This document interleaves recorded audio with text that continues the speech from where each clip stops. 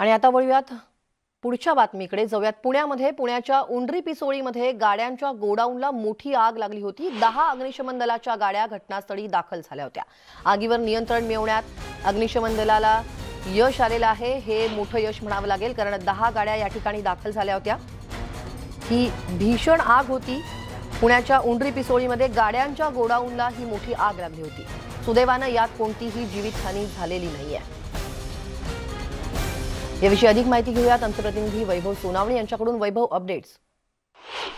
स्नेहल, आगीवर पूर्ण नियंत्रण जे आहे ते अग्निशमन दलाने आज पहाटे मिळवलंय। काल रात्री 11 वाजेच्या सुमारास ही आग लागल्याची वर्दी जी आहे ती फायर ब्रिगेडला मिळालेली होती आणि त्यानंतर जवळपास 10 फायर ब्रिगेडच्या गाड्या आहेत, फायर टेंडरच्या आहेत, त्यांच्या मदतीने हे आग विझवायचं काम सुरू होतं। मात्र गाड्या मोठ्या प्रमाणावरती ठेवलेल्या असल्यामुळे या गोडाऊन जे आहे ते गाड्यांचं गोडाऊन असल्यामुळे आग जी आहे ती मोठ्या प्रमाणावर भडकत होती आणि सगळे ज्वलनशील वस्तू ज्या आहेत किंवा सामान जे आहे ते असल्यामुळे आगीवर नियंत्रण मिळवणं थोडंसं अग्निशमन दलाला अवघड जात होतं। अखेर पहाटे आज या आगीवर पूर्ण नियंत्रण मिळवण्यात आलेलं आहे। सुदैवानं यात कुणी जखमी झालेलं नाही किंवा कॅज्युअल्टी झालेली नाहीये। सकाळपर्यंत अग्निशमन दलाकडून कुलिंगचं काम जे आहे ते त्या परिसरामध्ये सुरू होतं।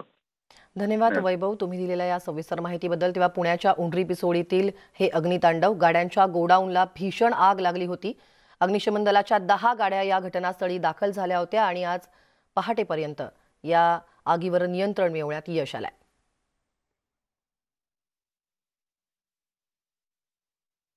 पुढच्या बातमी